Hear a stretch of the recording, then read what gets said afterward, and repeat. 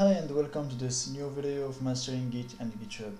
So in this video we will learn how to delete a release. So if we go here to release, we will find this release that we just create in the previous video.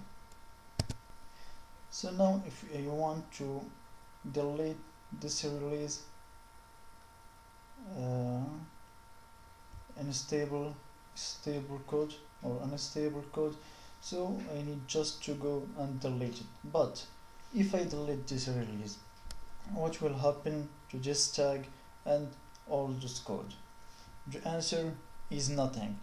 It's just the release who will be deleted, but not the code and not the tag. So delete this release,